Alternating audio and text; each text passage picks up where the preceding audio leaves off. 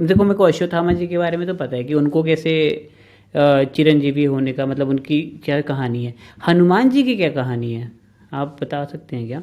हाँ, मैं एक्चुअली हनुमान जी क्या है ना, अक्षित की आप और मैं जिस पृथ्वी में रहते हैं वो इकलौती पृथ्वी नहीं है। मल्टीवर्स। आप और मैं जिस ब्रह्मांड में रहते हैं वो इकलौता ब्रह्मांड नहीं है। और आप और मैं जिस सच को जानते हैं और जीते हैं वो इकलौता सच नहीं है। आपने ये शब्द सुना है जिसको कहते हैं डेस्टिनी? सुना है। डेस्टिनी का हिंदी क्या होता है?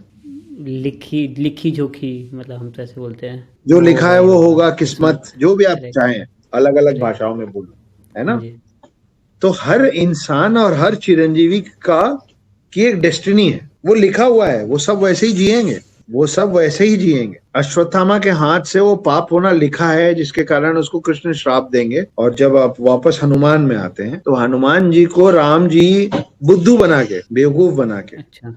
उनके इनोसेंस का फायदा उठा के राम उनको पृथ्वी में छोड़ के चले जाएंगे, क्योंकि राम भगवान होने के बावजूद भी चिरंजीवी नहीं है। राम का सेवक हनुमान जो है वो सेवक होने के बाद भी चिरंजीवी है। चिरंजीवी मतलब वो पृथ्वी, ये जो गोल पृथ्वी है ना, गोल पृथ्वी, इस गोल पृथ्वी के अंदर फंसा हुआ है, इसके बाहर जा नहीं सकता। लेकिन राम को जाना है तो राम उनको हर बार, हर योनि में, हर ब्रह्मांड में, हर पृथ्वी में, हर काल में, हर महाकाल में, हर बार त्रेता युग में बुद्धू बना के चले जाते। और हनुमान जो हैं उनका काम बाकी 6 चिरंजीवियों के साथ मिलके कल्कि की मदद करना है। तो जब तक विष्णु के आखिरी अवतार, दशावतार के आखिरी अवतार कल्कि यहाँ नहीं आएंगे, कलयुग के अंत में, काली जो, काली मतलब काली माँ नहीं, ये भी लोग मिसकंसेप्ट करते हैं। काली दो हैं, जैसे बाली दो हैं। बाली एक है रामायण का बाली, सुग्रीव का भाई, करेक्ट। और एक है बाली, राजा बाली राक्षसों का, जिसको वामन अवतार में आके विष्णु जी ने नरक में वरदान वरदान दिया दिया। था। वैसे ही काली दो हैं, एक वो काली माँ है जिनकी हम पूजा करते हैं, और एक काली है जो मेन विलेन बनने वाला है कलयुग के अंत का। तो अभी आपको हिटलर अगर सबसे बड़ा विलेन लगता है तो उससे बड़ा विलेन आना बचा है, उसका नाम है काली। और उससे लड़ने जो शख्स आने वाला है, जो व्यक्ति आने वाला है, जो महापुरुष आने वाला है, जो शिव और विष्णु का अंश आने वाला है, उसका नाम है कल्कि। इतने बड़े विलेन के साथ कल्कि अकेले नहीं जीत सकते। राम को लक्ष्मण की जरूरत थी, कृष्ण को बलराम की जरूरत थी, और कल्कि को 7 चिरंजीवियों की जरूरत है। तो ये 7 चिरंजीवी जो एक एक करके श्राप हो या वरदान हो, जो जुड़ते चले जा रहे हैं ना, वो कलयुग के अंत में कल्कि का साथ देने की तैयारी कर रहे हैं। अच्छा। तो जिस रोज कल्कि आएंगे और काली के सामने खड़े होंगे, ये 7 चिरंजीवी में से एक होंगे हनुमान। अब हनुमान अपने आप में इतने शक्तिशाली हैं कि वो जिस युद्ध में उतरे, वो तो ऑलरेडी, मतलब it's a won battle already. अगर हनुमान उतरे तो जीत निश्चित है, जी। जीत निश्चित है। जी। आप सोचिए कि काली कितना बलशाली और कितना पावरफुल होगा कि हनुमान के होने के बावजूद भी 6 और चिरंजीवी और विष्णु अवतार की जरूरत पड़ने वाली है। तो वो है काली, जिसके लिए इन सबको संगठित होना है, एकजुट होना है, कलेक्टिव होना है। और ये 7 चिरंजीवी का काम है, जिसमें हनुमान एक है, कल्कि की मदद करना काली पे विजय पाने की। ये है पूरा सर्कल। तो आपने जैसे अभी बोला कि ऐसे हनुमान जी को बुद्धू बना के श्री राम जी चले जाते हैं विष्णु देव के अवतार में।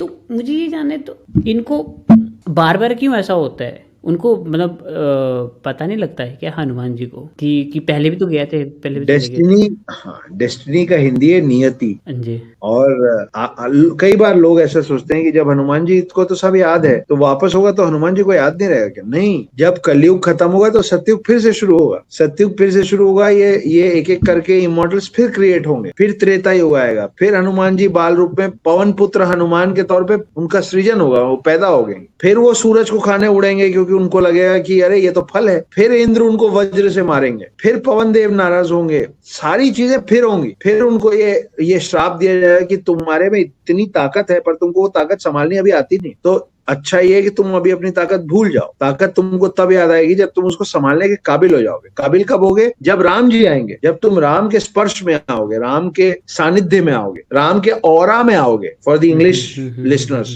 तब तुमको याद आएगा कि तुम्हारी शक्ति क्या है। तो हर बार हनुमान पैदा होते हैं और वैसे ही पैदा होते हैं, सब भूल के। हर बार राम आते हैं और राम फिर उनसे वैसे ही मिलते हैं। वो सारी चीजें बार बार हो रही है, इसलिए हनुमान को कुछ याद नहीं। हमारी कॉन्वर्सेशन भी बार बार हो रही है क्या?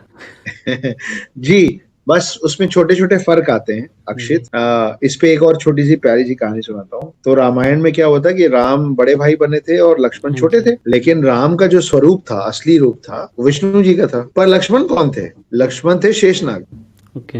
अब लक्ष्मण की बिल्कुल चली नहीं राम के सामने, क्योंकि राम तो बड़े भाई थे। तो जब ये वापस अपने रूप में वापस पहुंचे ऊपर, तो शेषनाग ने बोला कि आप बहुत गलत करते हैं, आप तो बड़े भाई बन जाते हैं। यहाँ ऊपर भी आपकी चलती है और नीचे भी आपकी चलती है, मेरे को कोई सीरियसली लेता नहीं, मेरी कोई बात सुनता नहीं। तो विष्णु जी मुस्कुराए, बोले ठीक है, अगर आपको ये लगता है कि उम्र में और ओहदे में बड़े होने से आप बड़े हो जाएंगे, तो अगली बार जब हम धरती पे चलेंगे तो आप बड़े भाई बन जाइएगा। ये खुश हो गए। अगली बार द्वापर युग में कृष्ण छोटे भाई बने और बलराम बड़े भाई बने। बलराम कौन है? बलराम शेषनाग है। और विष्णु कौन है? विष्णु कृष्ण है। और फिर भी हम आज की डेट में आराधना किसकी करते हैं? कृष्ण की करते हैं। तो आपको इसमें बहुत बड़ी सीख मिलती है। आपको सीख ये मिलती है कि उम्र से कोई फर्क नहीं पड़ता। मेरा छोटा भाई, और ये मैं सच कह रहा हूँ, मेरा छोटा भाई मुझसे 4 साल छोटा है, मगर उसकी समझ मुझसे बेहतर है। मुझे मालूम है ये मेरा छोटा भाई भी देखेगा, पर जो सच है वो सच है ना। जब आप कृष्ण और बलराम में वो सत्य मानने को तैयार हैं, तो इंसान में आप लोग क्यों नहीं मानते इस बात को कि आपका छोटा भाई या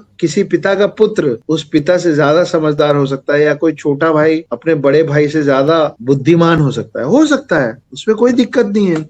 अगर कृष्ण बलराम के छोटे भाई होने के बावजूद बलराम से ज्यादा समझदार हो सकते हैं, लेकिन राम लक्ष्मण से ज्यादा समझदार थे। तो आपको इस पूरी चीज को जोड़ के ये समझ में आता है कि बड़े और छोटे से फर्क नहीं पड़ता, फर्क पड़ता है बुद्धिमत्ता से। सही बात। जो बड़ा है वो बड़ा है, उम्र की बात नहीं है, आत्मा की बात है, सोल की बात, ऐसा है।